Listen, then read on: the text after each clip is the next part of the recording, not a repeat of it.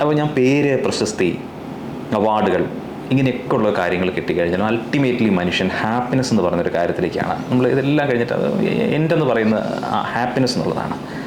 ബ്ലെസ്സി സാറിൻ്റെ ഹാപ്പിനെസ് എന്ന് പറയുന്നതിനെ കുറിച്ചിട്ടുള്ള തോട്ട് എന്താണ്? ഈ കാഴ്ച എന്ന സിനിമയ്ക്ക് ശേഷം ഒരു അസിസ്റ്റൻ്റ് ഡയറക്ടറായ ഒരാൾക്ക് പെട്ടെന്നൊരു വലിയ പ്രശസ്തി ഉണ്ടാകുന്നു. ഇയാൾ എവിടെയായിരുന്നു എന്നൊക്കെ ചോദിക്കുന്ന പോലെയുള്ള തരത്തിൽ. ആ സമയത്ത് കലാകുമുദിയിൽ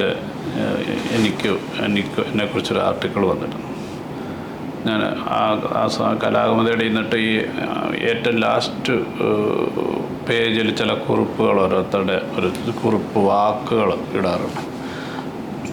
അപ്പോൾ അതിൽ ആ സമയത്ത് ഞാൻ പറഞ്ഞത്, ഓരോ അവാർഡുകളും ഓരോ പ്രശംസയും എൻ്റെ തലയിലടിക്കുന്ന ഒരു ആണിയായിട്ടാണ് ഞാൻ കരുതുന്നത്. ഒപ്പം തന്നെ സന്തോഷം സുഗന്ധം പോലെയും ദുഃഖം മുറിവിൻ്റെ വേദന പോലെയാണ്.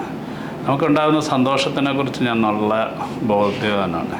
കാരണം കഴിഞ്ഞ ദിവസം ഞങ്ങൾ ഇവിടെ ഒരു സിനിമയുടെ വലിയൊരു സെലിബ്രേഷൻ, ആ ഒരു ദിവസത്തിൻ്റെ ഊഷ്മളതയും ഓർമ്മയും ഒക്കെ കഴിയുമ്പോഴത്തേക്ക് ഇത് കഴിയും.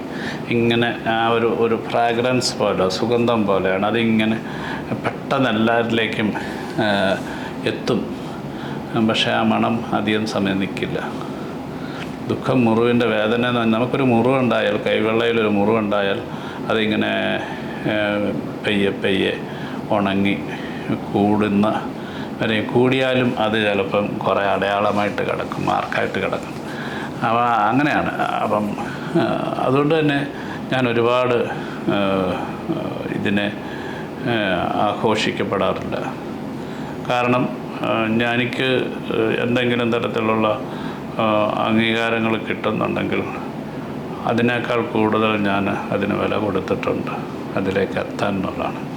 എൻ്റെ ഒരു ലൈഫ് ഫിലിം മേക്കർ എന്നുള്ളതിലേക്ക് എത്തുവാനായിട്ടുള്ളൊരു യാത്ര, സ്ട്രഗിൾ എന്ന് പറഞ്ഞു കഴിഞ്ഞാൽ എനിക്ക് ഒരുപാടാണ്. അതുകൊണ്ട് തന്നെ നിങ്ങൾ ഓരോ കാര്യവും ഓർക്കുന്നുണ്ടെങ്കിൽ എന്ന് ചോദിച്ചാൽ പോലും എനിക്ക് ഓർക്കാത്തതായിട്ടുള്ള നിമിഷങ്ങളൊന്നുമില്ല. കാരണം അത്രയും വേറെ ഒത്തിരി കാര്യങ്ങൾ എൻ്റെ ജീവിതത്തിൽ ഇല്ലതാനും.